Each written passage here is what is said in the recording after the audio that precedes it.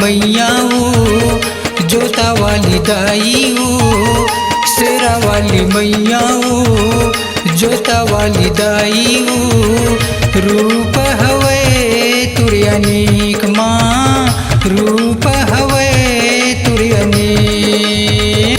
शेरा वाली मैया वो जोता वाली दाई वो शेरा वाली मैया वो जोता वाली दाई वो रूप हवे तुर अनेक माँ रूप हवे तुर अनेक।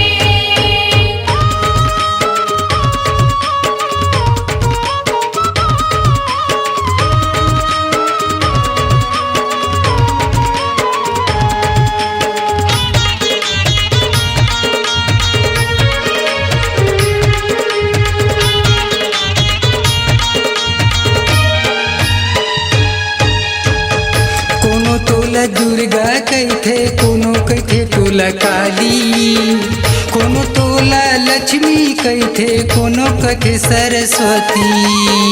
कोनो तोला लक्ष्मी कहथे कोनो कहथे सरस्वती। कोनो तोला दुर्गा कहथे कोनो कहथे तोला काली कोनो तोला लक्ष्मी कहथे कोनो कहथे सरस्वती। कोनो तोला लक्ष्मी कहथे कोनो कहथे सरस्वती।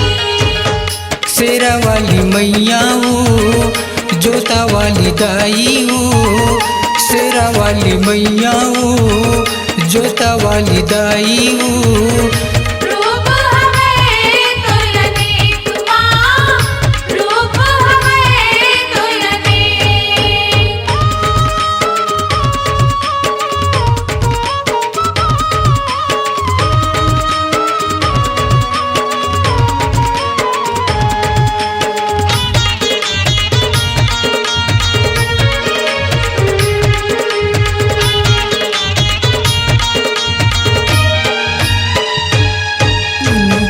कोनो तोला हिंगलाज कहथे कोनो कहथे तुल भवानी कोनो कहथे माता देवाला कोनो कहथे महामाई।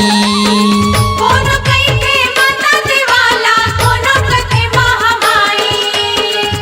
कोनो तोला हिंगलाज कहथे कोनो कहथे तुल भवानी कोनो कहथे माता देवाला कोनो कहथे महामाई। कोनो कहथे माता देवाला कोनो कहथे महामाई। शेरा वाली मैया ओ जोता वाली दाई ओ शेरा वाली मैया ओ जोता वाली दाई ओ रूप हवे तुर अनेक माँ रूप हवे तुर अनेक।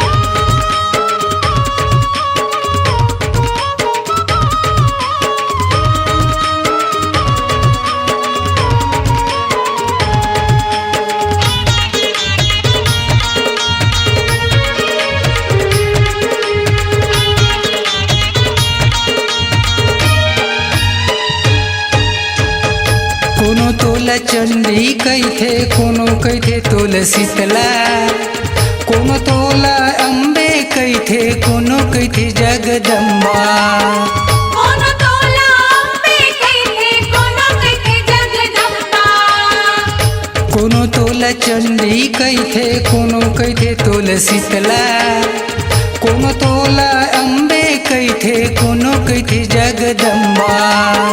कोनो तोला अम्बे कहथे कोनो कहथे जगदम्बा।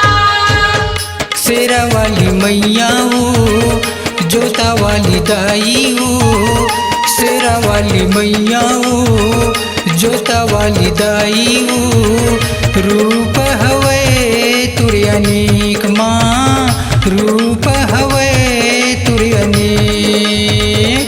शेरा वाली मैया वो जोता वाली दाई वो शेरा वाली मैया वो जोता वाली दाई वो रूप हवे तुर अनेक माँ रूप हवे तुर अनेक रूप हवे